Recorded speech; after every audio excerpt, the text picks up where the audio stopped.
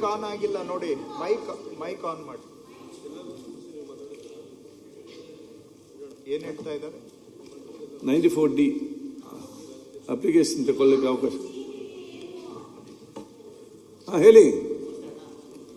March 16 ಅಂತ ಏನು ಅವರು ಗಡುವು ಕೊಟ್ಟಿದ್ದಾರೆ 94Dಗೆ, ಅದ್ರ ಅವಶ್ಯಕತೆ ಇದೆಯಾ ಅಂತ. ಮಾರ್ಚ್ 16ಕ್ಕಿಂತ ಹೆಚ್ಚಾಗಿ ಯಾಕೆ ಸಮಯ ಕೊಡಬಾರ್ದು? ಯಾವ ರೀತಿ 94Cಗೆ ಯಾವುದೇ ಒಂದು ಅಂದರೆ ಮೊದಲು ಒಂದು ಪರಿಮಿತಿ ಇತ್ತು, ಇನ್ನೂ ಅದು ಪರಿಶೀಲನೆ ನಡೀತಾ ಇದೆ. 94D ಏನಿದೆ ಅದನ್ನು ನಾವು 15 ಅವ್ರದ್ದು ಒಂದು ಮಾನದಂಡ ಇದೆ, ಇಷ್ಟು ಮನೆಗಳಿರಬೇಕು ಅಂತ, ಗುಂಪು ಮನೆಗಳು. ಅದನ್ನು ಕಂಟಿನ್ಯೂಸ್ ಆಗಿ ಪ್ರಾಸೆಸ್ ಮಾಡಿದರೆ ಒಳ್ಳೇದಾಗುತ್ತೆ ಅಂತ ನಾನು ಅನ್ಕೊಳ್ತೀನಿ. ಯಾಕಂದರೆ ಅವ್ರು ಹೇಳ್ದಾಗೆ ಕಂದಾಯ ಸಚಿವರು ಅವ್ರ ಉತ್ತರದಲ್ಲಿ ಹೇಳ್ತಾ ಇದ್ರು, ಇನ್ನೂ ಅದು ಎಲ್ಲ ಜನರಿಗೂ ತಲುಪಿಲ್ಲ ಅಥವಾ ಆ ಮಟ್ಟಕ್ಕೆ ಶಾಸಕರು ಕೆಲಸ ಮಾಡ್ತಾ ಇಲ್ಲ ಅಂತ. ನಾವು ಮಲೆನಾಡು ಭಾಗದಲ್ಲಿ ಅದನ್ನು ಎಷ್ಟು ಮಟ್ಟಕ್ಕೆ ಸಾಧ್ಯ ಇದೆ, ನಮ್ಮ ಗಮನಕ್ಕೆ ಏನು ಬರ್ತಾ ಇದೆ ಅದನ್ನು ನಾವು ಖಂಡಿತ ಕಂದಾಯ ಇಲಾಖೆಗೆ ನಾವು ರೆಫರ್ ಮಾಡ್ತಾ ಇದ್ದೀವಿ. ಈ ಪರಿಮಿತಿ ಏನು ಕೊಟ್ಟಿದ್ದಾರೆ ಅದು ತುಂಬ ಕಡಿಮೆ ಆಯಿತು ಅಂತ ನಾನು ಅನ್ಕೊಳ್ತೀನಿ. ಅದನ್ನು ನ್ಯಾಯ ತೋರಿಸ್ಲಿಕ್ಕೆ ಇನ್ನೊಂದು ಸ್ವಲ್ಪ ಟೈಮ್ ಕೊಟ್ಟರೆ ಅಥವಾ ಇದನ್ನು ಓಪನ್ ಆಗಿ ಇಟ್ಟರೆ ಏನು ಸಮಸ್ಯೆ ಆಗುತ್ತೆ ಕಂದಾಯ ಇಲಾಖೆಗೆ ಅಂತ ನಾನು ಕೇಳಲಿಕ್ಕೆ ಬಯಸ್ತೀನಿ. ಓಪನ್ ಆಗಿ ಇಟ್ಟರೆ ಏನಾಗುತ್ತೆ? ಸುಪ್ರೀಂ ಕೋರ್ಟ್ನವರು ಹೇಳ್ತಾರೆ ಒನ್ ಟೈಮ್ ಅಂತೇಳಿ, ಎಷ್ಟು ಒನ್ ಟೈಮ್ ಕೊಡ್ತೀರಿ ಅಂತ ಏನು ಉತ್ತರ ಕೊಡೋದು ಕೋರ್ಟಲ್ಲಿ? ಕೇಳಿಸ್ಕೊಳ್ಳಿ, ನಾನು ತಮ್ಗೆ ಇಂಟರ್ಫಿಯರ್ ಆಗ್ಲಿಲ್ಲ, ಕೇಳಿಸ್ಕೊಳ್ಳಿ ಪೂರ್ತಿ. We are here to discuss. ಎಲ್ಲ ಉಚ್ಚ ನ್ಯಾಯಾಲಯ, ಸರ್ವೋಚ್ಚ ನ್ಯಾಯಾಲಯದಲ್ಲಿ ಒಂದು ಬಾರಿ ಅಂತ ಎಷ್ಟು ಅವಕಾಶಗಳು ಅಂತ. ಹಾಗೂ ಎರಡನೇದು, ಈ 94D ಯಲ್ಲೂ ನಾವು ಎಕ್ಸ್ಟೆನ್ಷನ್ ಕೊಟ್ಟಿದ್ದೇವೆ, ಕೊಟ್ಟಿಲ್ಲ ಅಂತಲ್ಲ, 2 ವರ್ಷ ಎಕ್ಸ್ಟೆನ್ಷನ್ ಕೊಟ್ಟಿದ್ದೇವೆ. ಎಲ್ಲಿದೆ ಇದು ಮಾರ್ಚ್ 16 ಅಂತ ಹೇಳಿದ್ರೆ ನಮ್ಮ ಆಕ್ಟ್ ಅಲ್ಲಿದೆ. ಮೂರನೇದು, ಡೆಡ್ಲೈನ್ ಇರೋದು ಹಕ್ಕುಪತ್ರ ಕೊಡ್ಲಿಕ್ಕೆ ಅಲ್ಲ, ಜಸ್ಟ್ ಪ್ರಪೋಸಲ್ ನಮ್ಗೆ ರಿಸೀವ್ ಆಗ್ಲಿಕ್ಕೆ ಅಷ್ಟೇ.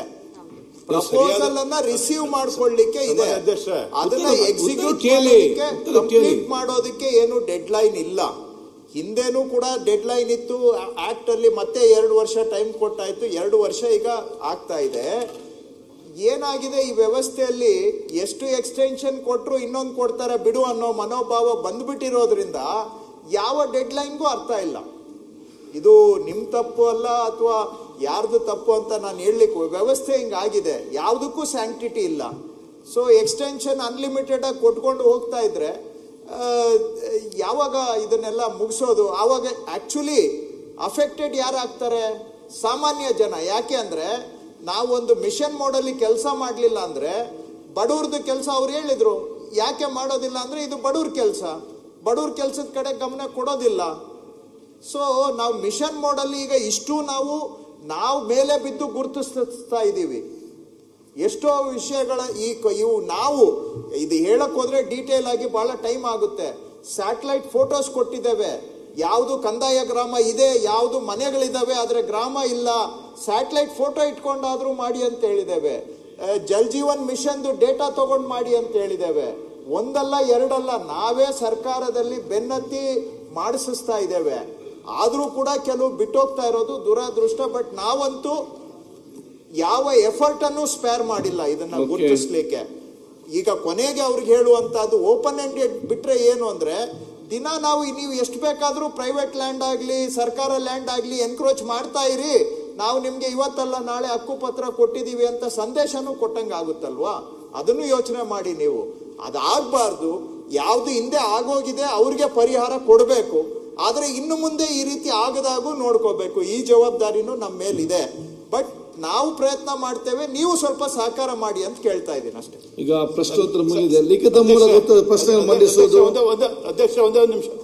ಅಧ್ಯಕ್ಷ ಒಂದು ಸೆಕೆಂಡ್. ಅಧ್ಯಕ್ಷ, ಇದೇನಾಗಿದೆ,